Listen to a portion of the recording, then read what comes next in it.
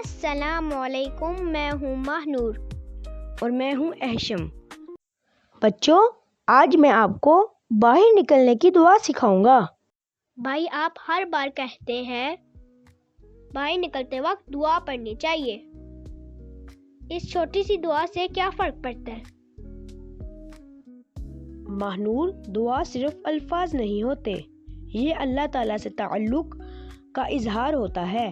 جب ہم گھر سے نکلتے وقت یہ دعا پڑھتے ہیں، بسم اللہ توکلت علی اللہ لا حول ولا قوۃ الا باللہ، تو ہم اس کی حفاظت میں آ جاتے ہیں۔ احشم بھائی، حفاظت میں آنے کا کیا مطلب ہے؟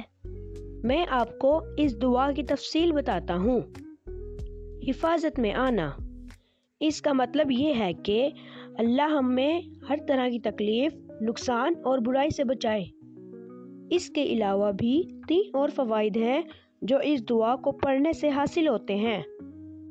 اچھا بھائی، وہ کیا ہے؟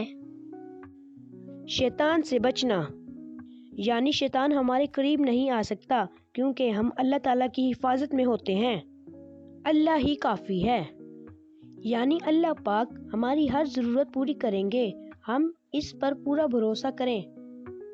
اچھا رستہ ملنا، یعنی اللہ پاک ہمیں نیک اور صحیح رستہ دکھائیں تاکہ ہم اچھے کام کریں۔ ماشاءاللہ بھائی، اس طرح تو ہم مکمل محفوظ ہو گئے۔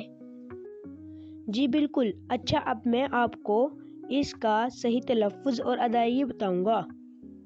دعا، بسم اللہ توکلت علی اللہ لا حول ولا قوۃ الا باللہ، بسم اللہ توکلت علی اللہ لا حول ولا قوۃ الا باللہ۔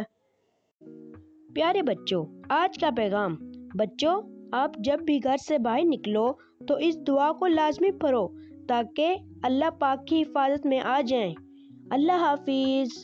اگر آپ کو ہمارا ویڈیو پسند آئے تو سبسکرائب کریں اور بیل آئیکن دبانا نہ بھولیں تاکہ ہر نیا ویڈیو آپ تک فوراً پہنچے۔ اللہ حافظ، دعاؤں میں یاد رکھنا۔